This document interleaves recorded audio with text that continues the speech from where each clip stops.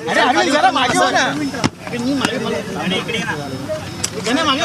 कोर्टात सुनावणी झालेली आहे. मंगळवारी एकदा वेळापत्रक सादर करा असा आदेश देण्यात आले आहेत. नेमके आता काय नेमकी भूमिका असणार आहे तुमची पुढील पाऊल? या संदर्भात काल सुप्रीम कोर्टात जी याचिका होती त्या संदर्भात सुनावणी झालेली आहे आणि सुप्रीम कोर्टाने जे आदेश दिले आहेत त्या आदेशासंदर्भातली प्रत माझ्याकडे प्राप्त झालेली आहे आणि त्या आदेशाच्या प्रतमध्ये जे लिहिलेलं आहे त्याचं अवलोकन केल्यानंतर जी योग्य कारवाई अपेक्षित आहे ती कारवाई आमच्याकडनं केली जाईल. मंगळवारी वेळापत्रक दिलं जाणार आहे का? सुधारित वेळापत्रक केलं जाणार आहे का पुन्हा एकदा? त्या संदर्भात काही वेळापत्रक या संदर्भातली पुढची कारवाई योग्य तो कायदेशीर सल्ला घेऊन आम्ही याच विषयातला निर्णय घेऊ. पण ज्या पद्धतीने सुधारित वेळापत्रक करून 2 महिन्यामध्ये निकाल द्यावा अशा पद्धतीचे एक आदेश देण्यात आलेले नाही, असा कोणताही आदेश देण्यात आलेला नाही आहे. आपण आज सुप्रीम कोर्टची ऑर्डर ही ऑनलाईन पण अवेलेबल आहे, ती आपण वाचून घ्यावीत. त्यात नोटीस इश्यू करण्यासंदर्भातला जो विषय तो दिला गेला आहे आणि अशी कुठची 2 महिने किंवा वेळपत्रक इतके दिवसात द्या असं कुठेही म्हटलं गेलं नाही आहे. पण ज्या पद्धतीने विरोधक आहेत ते आक्रमक झालेले पाहायला मिळत आहेत. ते म्हणतात की 2 महिन्याची मुदत दिलेली आहे. बघा, कोण काय म्हणतं त्याच्यावरती मी काय लक्ष देत नाही.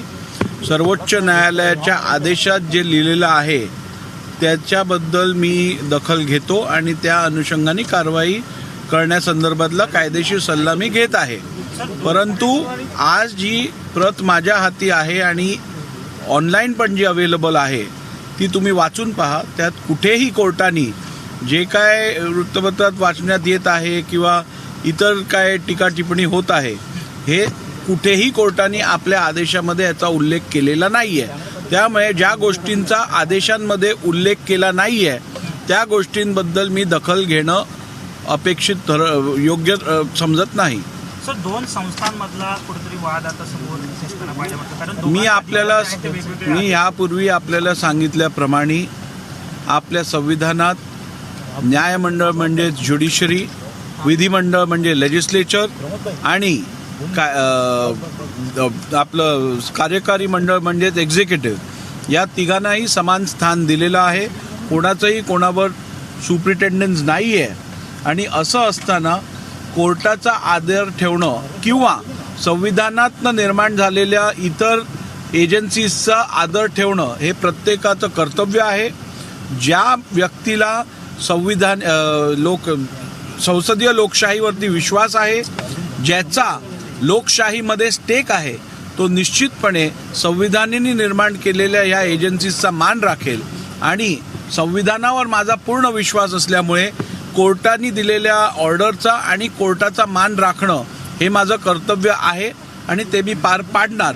परंतु तसं असतानाही मी आपल्याला सांगू इच्छितो की विधानसभेचा अध्यक्ष म्हणून एकूण विधानसभेची आणि विधिमंडळाची सार्वभौम्यता राखणं आणि कायम ठेवणं ही माझी प्राथमिक जबाबदारी आहे आणि त्यामुळे विधिमंडळाच्या सार्वभौम्यतेशी कुठच्याही प्रकारची तडजोड मी होऊ देणार नाही अथवा करणार नाही आणि कोर्टाने दिलेल्या आदेशांचा योग्यरित्या आदर ठेवत मी विधिमंडळाची पण सार्वभौम्यता कायम ठेवण्यासंदर्भातली कारवाई करेन.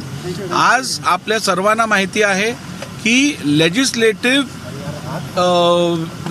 लेजिस्लेटिव्ह आपली जी इंडिपेंडन्स आहे किंवा लेजिस्लेटिव्ह सोव्हरॅनिटी जी आहे ती कायम ठेवणं गरजेचं आहे आणि त्याचप्रमाणे आपल्याला जर बघितलं तर ज्युडिशियल सुप्रीमसी जी आहे या संदर्भात पण उचित कारवाई होणं अपेक्षित आहे. तर या दोघांमध्येही बॅलन्स ठेवणं हे सगळ्यांचं कर्तव्य आहे.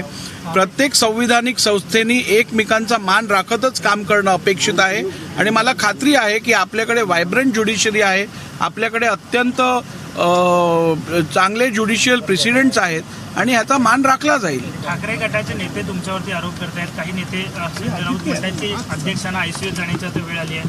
तर अरविंद सावंत असे म्हटले की अध्यक्षांनी कायदा आमच्यासोबत शिकावा. काय आहे की ज्या लोकांना अध्यक्षांच्या पद काय हे कोणाचं वैयक्तिक पद नसतं. अध्यक्ष हे विधिमंडळाचे विधानसभेचे अध्यक्ष म्हणून काम करत असतात. त्यामुळे अध्यक्षांचा अवमान करणं हे जर त्यांना उचित वाटत असेल तर त्यांना त्याबद्दलच्या शुभेच्छा.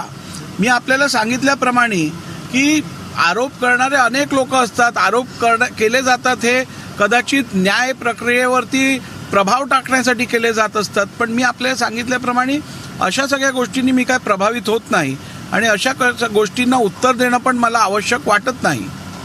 Thank you sir. विधानसभा अध्यक्ष राहुल नार्वेकर बोलत होते. सुधारित वेळापत्रक काढून सुनावणी घेऊ असं त्यांनी म्हटलेलं आहे. कोण काय म्हणतं याकडे लक्ष देत नाही असंही स्पष्ट केलंय. आदेशामध्ये उल्लेख नाही, त्याची दखल घेत नाही असं देखील नार्वेकर म्हणाले. पुढची कारवाई कायदेशीर सल्ला घेऊन करण्यात येईल. सुधारित वेळापत्रक काढून यापुढची सुनावणी घेऊ असं देखील यावेळी विधानसभा अध्यक्ष राहुल नार्वेकर यांनी म्हटलं. 2 महिन्यांची वेळ दिलेली नाही असं सुद्धा त्यांनी म्हटलेलं आहे. आदेशामध्ये त्याचा उल्लेख नाहीये असं सुद्धा त्यांनी सांगितलंय. पुढची कारवाई कायदेशीर सल्ला घेऊन करणार असल्याचं नार्वेकरांनी स्पष्ट केलंय. संविधानावर माझा पूर्ण विश्वास आहे. विधिमंडळाच्या सार्वभौमत्वाशी तडजोड करणार नाही असं देखील यावेळी म्हटलं. संविधानिक संस्थांनी एकमेकांचा मान राखला पाहिजे असं देखील यावेळी राहुल नार्वेकर यांनी म्हटलं. सुधारित वेळापत्रक काढून सुनावणी घेणार असल्याचं राहुल नार्वेकरांनी म्हटलेलं आहे. कोण काय म्हणतं याकडे लक्ष देत नाही असंही त्यांनी सांगितलेलं आहे. आदेशामध्ये उल्लेख नाहीये, त्याची दखल घेत नाही असं त्यांनी म्हटलंय.